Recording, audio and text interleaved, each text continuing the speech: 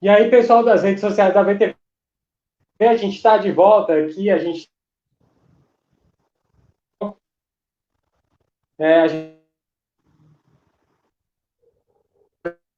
aqui uns meses em futebol, mas vamos falar um pouco agora da história do craque Zenon, que tem muita história para falar, tem muita história para contar, e lógico, vamos começar falando como você começou sua carreira, Zenon? Você começou lá no Avaí, né? E como que foi essa sua preparação para virar jogador profissional até chegar no Guarani, né? Bom, na realidade, eu iniciei no time da minha cidade, lá de Tubarão, Santa Catarina, que foi o Ercílio Luz. Isso em 1971, segundo semestre de 1971. Aí fiquei no Ercílio Luz até 1972, e em 73 eu fui para o Avaí, onde eu fui bicampeão catarinense. O Avaí é um grande time de Santa Catarina e você chegou no Guarani e fez parte, talvez, de um dos times mais emblemáticos aí da história do Campeonato Brasileiro, o Guarani campeão brasileiro de 78. Como foi participar desse time com grandes craques, né?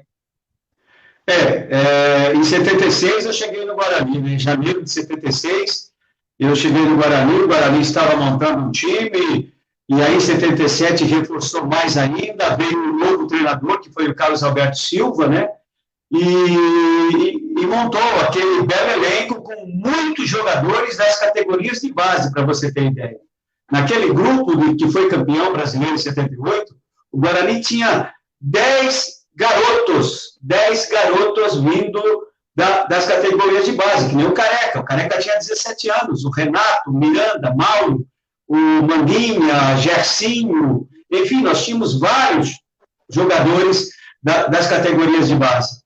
E aquele título, lógico, nós entramos na competição, jamais imaginaríamos que chegaríamos a ser campeões. Não tem como. A gente entrou para participar da competição. Mas nós tivemos um jogo naquele caminho, né, que foi a partida contra o Internacional lá em Porto Alegre. Foi ali que foi o divisor de águas, eu te diria. Foi ali que nós passamos a acreditar que poderíamos chegar mais longe. E chegamos. Chegamos e praticamente eliminamos todos os times que eram candidatos à conquista do título, né, que foi o caso do Inter, do Sport, do Palmeiras, do Vasco da Gama, né? Então foi um momento maravilhoso, um momento inesquecível, aquele vivenciado pelo Guarani em 1978. Você falou aí que o Guarani não era favorito, você já teve dos dois lados da moeda, né? Você já teve no time que era favorito e no time que também não era favorito. Como é você jogar não sendo favorito, como no caso do Guarani? Você chega com menos peso e acaba jogando mais, ou o que acontece? É muito complicado, né, cara? Eu te diria que para acontecer aquilo que aconteceu em 78, eu acho muito difícil. Dificilmente irá acontecer aquilo que houve em 78, um time do interior, um time, na época, né, assim, médio, né, um time médio, e desbancar, né, os grandes candidatos, eu acho isso muito difícil acontecer novamente. E aí você foi para o Corinthians, né? Mais de 300 jogos pelo Corinthians, bicampeão paulista, vários títulos pelo Corinthians. E como foi participar também de um time que só tinha craque também, né?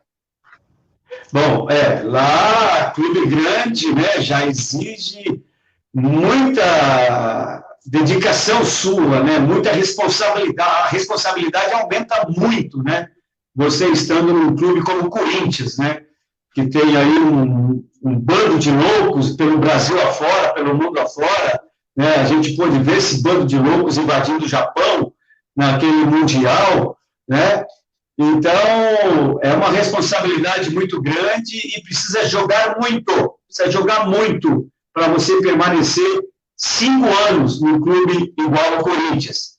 A gente viu aí muitos craques chegando lá e tendo que ir embora, porque não deram certo, entendeu? Então, para mim foi um privilégio jogar naquele time do Corinthians, da democracia corintiana, né? Que fomos bicampeões, chegamos em 2 semifinais de campeonato brasileiro, e aquilo marcou, né? Marcou, principalmente através da democracia corintiana, um projeto que foi vencedor, na realidade. Como você falou, você chegar num time grande, nem todo craque que chega num time grande consegue jogar. Às vezes não é nem questão que ele não tenha a bola para estar naquele time, mas a pressão de estar num time grande acaba ali afetando um pouco o futebol e também tem a cultura do time, né? Cada time tem uma cultura e o jogador tem que entender isso, né? É, verdade. E ali é vitória, cara. Corinthians é só vitória. Você não pode ser derrotado, não, principalmente quando joga na sua casa. Então, é um time que vive de vitórias. Se você estiver vencendo, está tudo bem, está tudo tranquilo, tudo normal. Agora, perdeu, que nem o Ronaldo, o Roberto Carlos, né, o Edilson, acabaram sendo derrotados lá na pré-Libertadores, para aquele Tolima lá. Você viu o que aconteceu, os caras tiveram que ir embora. Os caras tiveram que ir embora. Não suportaram, porque a pressão foi muito grande, né, dos torcedores em cima desses craques, desses fantásticos jogadores, cara. Então, é um clube que vive de vitórias, entendeu? Eu nem sei como esse treinador ainda está lá no Corinthians. Eu não sei. A multa rescisória dele deve ser muito alta, porque o Corinthians está decepcionando demais. Tanto é que, na minha opinião, não vai passar de fase, porque no grupo que o Corinthians está é o Red Bull, né, o Red Braga, melhor dizendo, e o Guarani.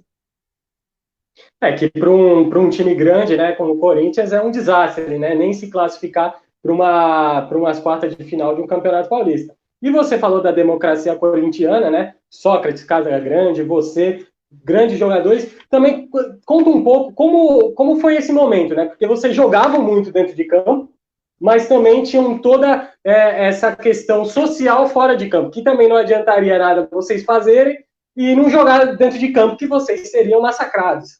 Vocês faziam os dois muito bem. Com certeza. Quando foi criado nesse projeto Democracia Corintiana, ela foi criada no momento em que o país vivia uma ditadura muito forte, né, em cima dos cantores, né, dos atores, e, sei lá, através do nosso gênio, o Dr. Sócrates, né, através dele, e também do nosso diretor de futebol, o sociólogo Adilson Monteiro Alves. Então, eles pensaram numa forma de melhorar a situação não só do Corinthians, como também ingressar no meio da política para brigar pela redemocratização do país, né? E, então, isso exigiu muita responsabilidade da nossa parte, porque nós tínhamos que fazer o nosso trabalho muito bem feito dentro das quatro linhas para fortalecer o projeto Democracia, entendeu? Então, correu tudo bem, cara, correu tudo bem, a gente entrava em campo, vencia, e vencemos, né, como o Campeonato Paulista, chegamos na semifinal do Campeonato Brasileiro, então o projeto estava muito forte, e junto com a gente veio praticamente o povo brasileiro junto com a gente. O povo brasileiro veio junto com a gente, os grandes políticos da época vieram com a gente, atores, atrizes, cantores, tanto é que teve uma reunião no viaduto do Chacra com quase 2 milhões de pessoas, né, para a galera toda, o discurso dos políticos, dos cantores, atores, do Sócrates, né, que tomou a frente também, e tudo isso comandado pelo melhor narrador esportivo da época, que era o Osmar Santos. O legal é que as próprias torcidas dos outros times, né, quem não torcia para o Corinthians, também abraçou a situação, né? Então acabou virando uma marca nacional e é lembrada até hoje por causa disso também, além do bom futebol. Mas você também vestiu a camisa da seleção brasileira, né? Como que é essa honra de vestir a amarelinha? Eu vesti essa amarelinha no tempo que era complicado demais, meu parceiro. Era difícil. Só tinha craque, né? Porque você tinha para cada posição 5, 6 jogadores ali, ó, de qualidade. Então, a briga era muito acirrada para você vestir a camisa da seleção na década de 70 e na década de 80. E eu fui muito feliz, né? Fui muito feliz. Isso, lógico, através do meu trabalho, que tive ótimos desempenhos, né? Vamos supor, o Guarani colocou na seleção brasileira em 79 4 jogadores, o Guarani colocou, né? E aí disputei a Copa América, né, naquela em 79, uma Copa América onde era muito diferente da de hoje, né? Porque naquele tempo era ida e volta os jogos, né? Então não era assim só no lugar, não era só eles montavam só numa cidade, né? Você jogava na Bolívia e recebia a seleção boliviana aqui na sua casa, né? E eu tive o privilégio de um jogo que foi no Maracanã, com mais de 100 mil pessoas no estádio, vestir essa camisa ali, ó, da CBD, tá? E enfrentar a Argentina de Diego Armando Maradona, cara. Praticamente foi a estreia de Maradona na seleção argentina aqui no Brasil, no Maracanã. E nós vencemos a Argentina por 2-1 e eu tive uma exibição, um desempenho muito bom. Participei dos 2 gols, os gols saíram dos meus pés, então eu tive uma boa participação naquela Copa América de 79.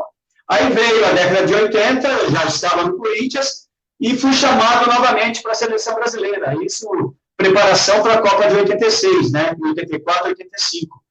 E voltei novamente, voltei com uma outra camisa, voltei com aquela lá, da CBF, aí já era CBF, não era mais CBD. Então, meu amigo, sonho realizado em todos os sentidos. E como você vê a seleção brasileira atual? Você acha que tem muita gente que diz que falta um pouco de... a torcida está um pouco distante da seleção brasileira. Você acha que é porque a maioria dos jogadores jogam fora do Brasil?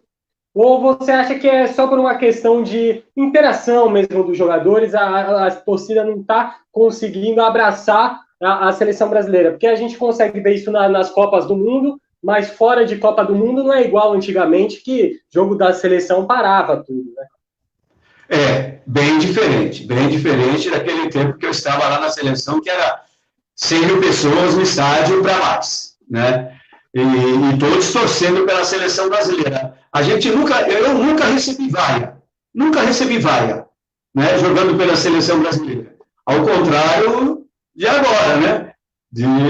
Que agora a seleção entra em campo, não começa, o gol demora a sair, a torcida já cai de pau em cima da seleção brasileira. E outra coisa, que o povo, de uma certa forma, não está acreditando na seleção, porque nós não estamos ganhando mais nada. Perdemos a Copa de 2014 aqui, no Brasil, e aquilo ali fez o torcedor se distanciar da seleção brasileira. E vou te falar mais uma coisa. Eu acho muito difícil, nas próximas Copas que nós teremos, a gente conquistar um título. A situação da seleção brasileira não está fácil. E lembrando de seleção brasileira, acho que recentemente o Brasil estava anos sem fazer gol de falta, né? E você era um grande cobrador de falta. Aí eu te pergunto, não só na seleção brasileira, eu acho que clubes brasileiros têm poucos gols de falta. O que você acha que falta? Falta o talento mesmo de bater falta? Falta treino? Qual é o problema que não tem batedor de falta mais? Eu acho que falta um pouco mais de treino para determinados jogadores. Porque não são todos que sabem bater faltas. Não são todos. No time de futebol, você tira 2, no máximo, né? Mas tem o titular e tem o reserva. Também tem essa, né? Quando o titular não pode bater, bate o reserva, tá? Então, assim que tem que ser.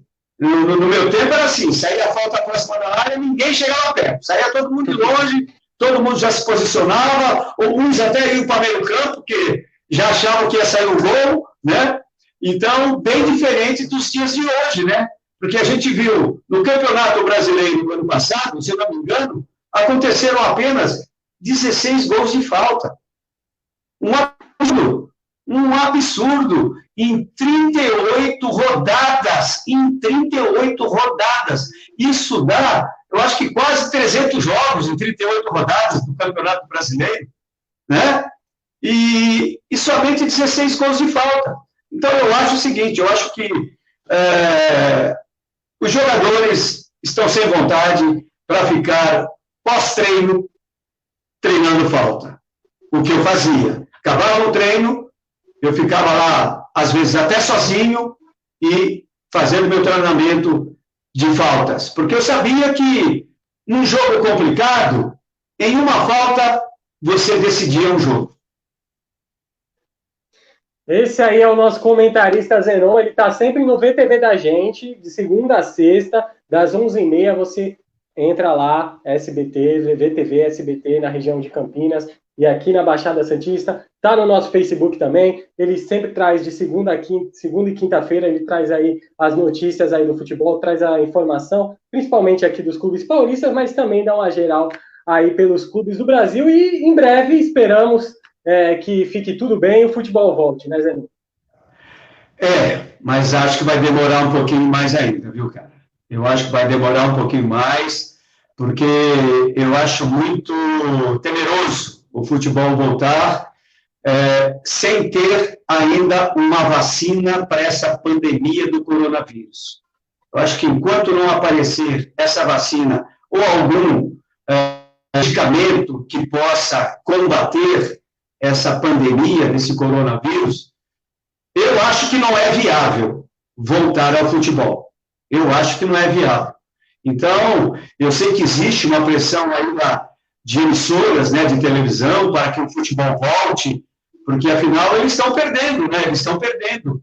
E os clubes também estão querendo voltar. Mas não é assim. Não é. Eu penso diferente. Eu acho que tem que voltar quando todos estiverem seguros, estiverem em seguranças, né? Diante desse problema que nós estamos aí vivenciando. Eu, por exemplo, me cuido. Fico aqui na minha casa, tranquilo, né? Faço aqui os meus comentários para a VTV aqui dessa minha sala de troféus, que me dá muita energia, eu te falo, né? Então é isso, cara. Então eu acho que tem que tomar muito cuidado para a volta ao futebol. Esses foram os comentários do nosso craque Zenon. De novo, segunda e quinta-feira no VTV da gente, ele está lá dando seus pitacos, dando seus comentários sobre o futebol. A gente agradece a participação dele. Obrigado, Zenon, pela paciência aqui, por ficar aqui com a gente para participar dessa live. E semana que vem a gente volta com mais um grande craque aqui participando da nossa live. Obrigado, Zenon. Valeu, gente, por ficar aqui na live. Até a próxima. Valeu, parceiro. Um abraço. E parabéns aí pelo programa.